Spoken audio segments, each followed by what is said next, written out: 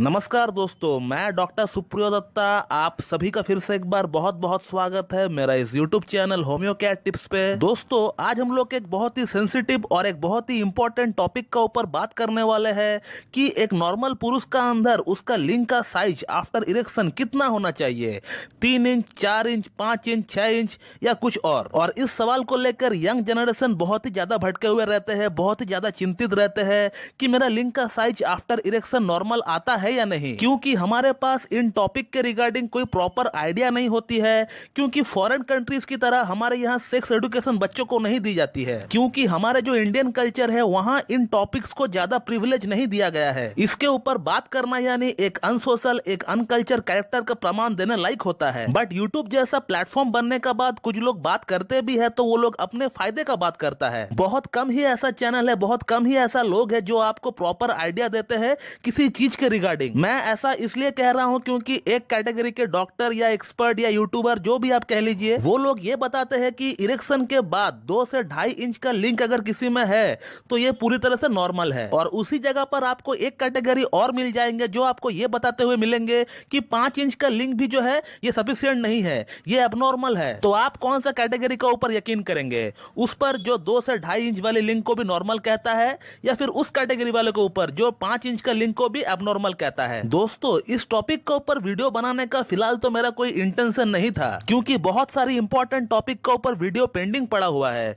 मैं बना नहीं पा रहा हूं, मेरे पास उतना समय नहीं है। मैं ये वीडियो इसलिए बना रहा हूं क्योंकि जो लोग मुझसे ऑनलाइन कंसल्टेशन ले रहे हैं रिगार्डिंग माइक्रो पेनिस की समस्या के लिए, उनमें से बहुत सारी पेशेंट एक यूट्यूब वीडियो का लिंक मुझे व्हाट्सएप में डालकर ये पूछते हैं कि सर, आपने जो नॉर्मल पीनस का साइज हमें बताया था और इस डॉक्टर के अकॉर्डिंग जो नॉर्मल पीनस का साइज इन्होंने अपना वीडियो में बताया है, इन दोनों में तो बहुत ज्यादा अंतर है। इन्होंने तो 2 इंच का लिंक को आफ्टर इरेक्शन नॉर्मल बताया है, बट आपने तो एबनॉर्मल बताया है मुझे। और एक टाइप का वीडियो लिंक कुछ लोग व्हाट्सएप में भेजते हैं जहां 5 इंच का लिंक को भी एबनॉर्मल कहा गया है, और ये लोग मुझसे पूछते हैं कि सर, इस डॉक्टर ने तो 6 इंच से 7 इंच वाली लिंक को नॉर्मल बताया है अपना वीडियो में और आपने तो कुछ और बताया है हमें। तो मैंने उन वीडियोस को डिटेल में एक बार करके चेक किया और उसके जैसा जो जो वीडियोस रैंकिंग कर रही है यूट्यूब पर, उन सभी वीडियोस को मैंने एक बार करके चेक किया। तो वीडियोस को डिटेल में चेक करने का बाद मुझे यह पता चला कि कुछ लोग ऐसे हैं जो 5 इंच का लिंक को भी नॉर्मल नहीं मानते हैं और कुछ लोग ऐसे हैं जो 2.5 इंच का लिंक को नॉर्मल मानते हैं। तो ये मैं आपको दावे के साथ बता सकता हूं कि ये जो दोनों कैटेगरी के लोग हैं जो वीडियोस बना रहे हैं,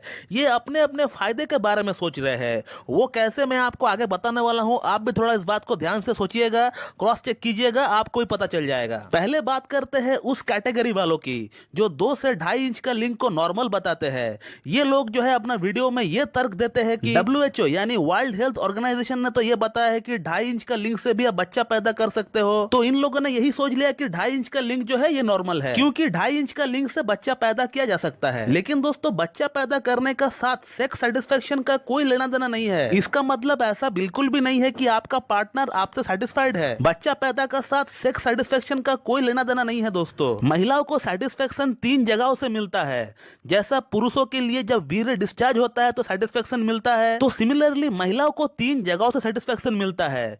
एक है ब्रिस्ट, दूसरा है क्लिटोरिस यानी योनि का बाहर ऊपर में ये रहता है, और तीसरा जो सबसे इंपॉर्टेंट पार्ट है सेटिस्फेक्शन के लिए वो है जी स्पॉट, जो कि महिलाओं की योनि जहां से स्टार्ट होता है उससे 2 इंच के बाद ये स्टार्ट होता है जी स्पॉट, और ये जी स्पॉट योनि के अंदर 2 इंच तक फैला हुआ रहता है आगे की तरफ। मैं फिर से एक बार रिपीट करता हूं, ये जो जी स्पॉट है जो कि महिलाओं में 3rd मोस्ट सेटिस्फेक्शन देने वाली पार्ट होती है, जो कि उनका योनि जहां से स्टार्ट होता है उससे 2 इंच का बाद से ये शुरू होता है, और 2 इंच तक ये जी स्पॉट आगे का तरफ फैला हुआ रहता है। और आपका लिंक को जी स्पॉट तक पहुंचने के लिए कम से कम 4 इंच का होना बहुत ही जरूरी है। आपका लिंक 4 इंच का होगा तभी जाकर ये जो है जी स्पॉट तक पूरी तरह पहुंच पाएगी। आप मेरा इस बात को नेट पर भी क्रॉस चेक कर सकते हैं या फिर कोई सेक्सोलॉजिस्ट से भी पता कर सकते हैं। और अब अगला बात करते हैं उन लोगों की जो लोग 5 इंच का लिंक को भी एबनॉर्मल बताया करते हैं। तो उनके बारे में क्या कहना, मैं ज्यादा कुछ नहीं कहूंगा, आप खुद देखिएगा कि जो लोग 5 इंच का लिंक को एबनॉर्मल बताया करते हैं उनका वीडियो में कोई ना कोई प्रोडक्ट, कोई ना कोई तेल या फिर कोई ना कोई मेडिसिन का जिक्र बिल्कुल रहता है, जिसका कॉस्ट 8-8, 10-10 हजार तक होती है। और ये लोग आपको दावे करते हुए मिलेंगे कि इस प्रोडक्ट को यूज करने से आपका लिंक का साइज बढ़ जाएगा, जबकि इन लोगों को भी पता है कि इंडिया का average पीनस size after erection 5 inch है। यानी हमारा इंडिया का 90% पॉपुलेशन जिनका लिंग फीलिंग ऑलरेडी नॉर्मल है उन लोगों को ये एबनॉर्मल कहकर गुमराह करने लगेंगे। आप भी सोच में पड़ जाएंगे कि क्या सच है क्या गलत है, क्योंकि आपके पास इसको लेकर कोई सटीक आइडिया नहीं है, कोई नॉलेज नहीं है, तो फिर आप जो है इसको लेकर टेंशन में बिल्कुल पड़ेंगे। तो एक तरह से हम लोग ये कह सकते हैं कि इन लोगों का आपके लिए कोई फिक्र नहीं होता है, इन्हें तो अपना प्रोडक्ट को सेल करवाने से मतलब होता है। और जो लोग 2 इंच 2.5 इंच की लिंक को नॉर्मल बताते हैं, इन्हें या तो पूरी आइडिया नहीं है या फिर आइडिया है भी तो अपने आप को फेमस करने के लिए आपको वही दिखाता है, आपको वही सुनाता है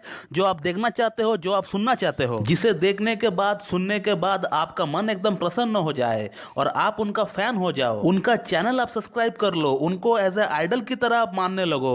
ये वो लोग चाहते हैं, इसीलिए आपको वही दिखाता है, वही सुनाता है जो आप देखना चाहते हो, जो आप सुनना चाहते हो। बट रियलिटी तो कुछ और ही है और इस चैनल पर हमेशा मैं फैक्ट की ही बातें करता हूं। मैं ऐसा कोई भी टॉपिक पर वीडियो नहीं बनाता हूं जिसका मुझे कोई आइडिया ना हो या जिसके बारे में मुझे आधा अधूरा नॉलेज है। तो ऐसा कोई भी बातें मैं आपको इस चैनल पर नहीं बताता हूं जो कि अनरियलिस्टिक है, जो कि अनऑथेंटिक है। इस चैनल पर आपको हमेशा साइंटिफिकली बेस्ड फैक्ट की बातें ही सुनने को मिलेंगे। तो नॉर्मल पीनस साइज क्या होना चाहिए, ये WHO कहता है कि ये कंट्री टू कंट्री वेरी करता है, क्योंकि हम सब इंसान जरूर है लेकिन हमारा जो शरीर का स्ट्रक्चर है, जो शरीर का गठन है, वो सबका अलग अलग होता है और ये अलग होता है ड्यू टू जीन्स। और इसी के कारण हम सब अलग अलग दिखते हैं। हमारा शरीर का गठन अलग अलग होता है, हमारा रंग अलग होता है, हमारा आवाज अलग होता है, हमारा हाइट अलग होता है। तो सिमिलरली लिंक का साइज भी थोड़ा बहुत वेरी करता है।